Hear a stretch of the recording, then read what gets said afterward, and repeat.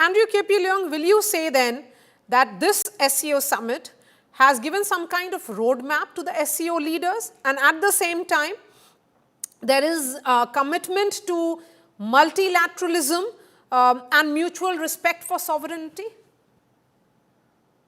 Well, of course, mutual respect is very important, especially when it comes to long-standing issues like the border, because I mean, the claims on one side, there are also claims on the other side, and it goes back to history.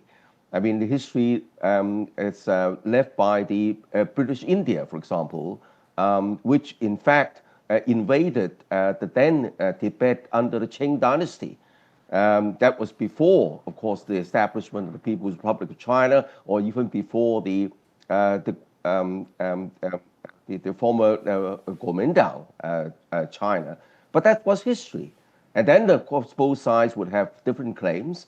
And this respect means respecting each side's claims, but in spite of the differences, work towards areas of cooperation, of common challenges like climate change, like terrorism, like technology, and also investment.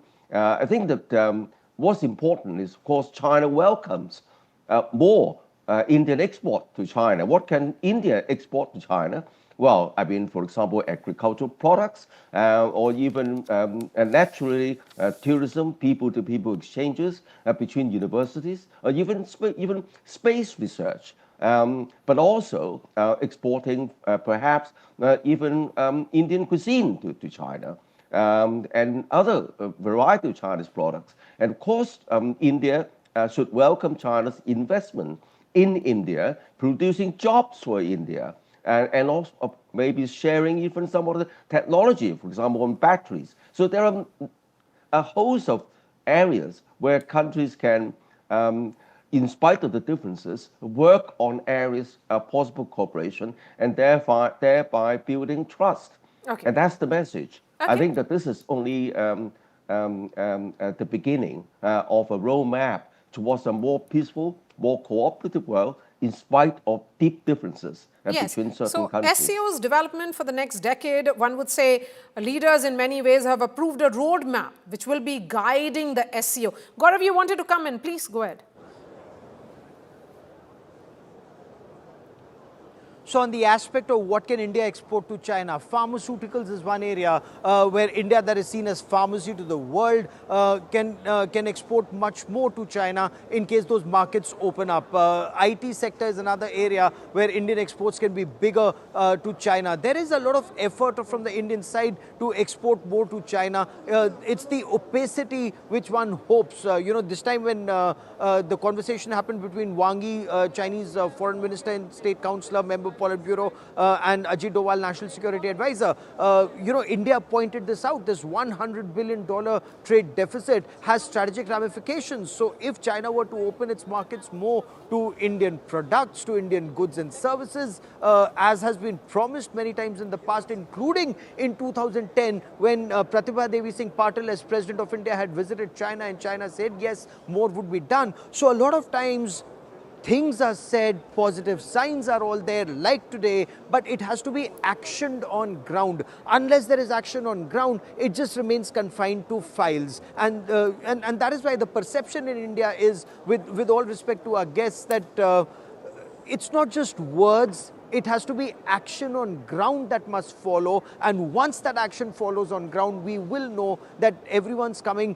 with a good mind to actually change things for the better, for the future. Because even on boundary talks, there have been conversations that we've covered many times in the past when they said that differences should not become disputes. But then we saw what happened in Doklam in 2017, and we saw what happened in Galwan 2020.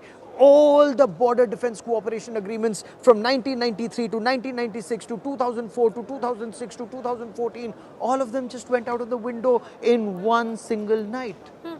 That's right.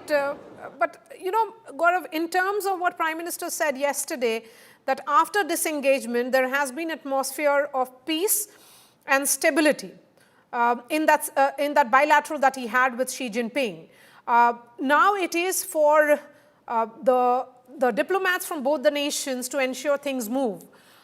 In terms of that bank, the SCO bank that the leaders have spoken about, where do you think and how soon can the movement be? Because if you look at the words of Xi Jinping is that it should be as soon as possible. So what will be the reserve currency? What will be the currency that this bank will use? What about the BRICS bank? Yes. Where will this bank be placed? There are so many issues that need to be ironed out. And remember, while countries have talked about de-dollarization, India has not been in favor of de-dollarization, or India hasn't, move forward on that front. There are many things that have to be looked at, because while there may be angles, India is very clear. Yes, we want good relations with China. At the same time, we do not want to spoil our relations with the United States of America. Our entire effort has been, despite Donald Trump's antics, despite what you see from the MAGA gang, India has been so careful in every word that's been uttered. It's usually, even if Trump makes a statement or any of his MAGA cronies make a statement, the response is only from the spokesperson of the Ministry of External Affairs. No minister speaking. Maria, you know this well. We've spoken to the Commerce Minister. We've spoken to so many other ministers in the government, or the External Affairs Minister. Not a word except negotiations Yes, are absolutely, on. They're Gaurav. at You a know, sensitive that's how stage. Let them say what they diplomacy say. is We are just going through held. That's how negotiations. diplomacy should be. The response from India has been extremely measured, Ambassador Dogra. It cannot be with the same belligerence that we are seeing come in from the Trump administration, where one officer after another are only adding to that cacophony. Well, exactly, and that also shows the The style of functioning. maturity, I would say. That also shows the style of functioning under Trump, which is very autocratic. I mean, look at the cabinet meeting he had. It was as if everyone was trying to please the master, which is Trump. But let me come back to the point which your guest was making about China and Tibet. Uh, History, dear friend, is a complicated subject, especially when it is embroidered to suit your liking and your views. There are facts which cannot be denied, and one of the facts is that Tibet had, in the past, many centuries ago, occupied China. So that does not mean that China belongs to Tibet. Zorawar Singh from Jammu and Kashmir had gone and occupied Tibet for a point in time. That does not mean that India should get Tibet. So, if an understanding on boundary issues has to be reached, there has to be a mutual accommodation, as India and China have repeatedly said. But that mutual accommodation has to be translated in practice. That, unfortunately, has not been forthcoming from China so far. Okay. I'm sorry to be blunt, but that is the fact of life. Absolutely.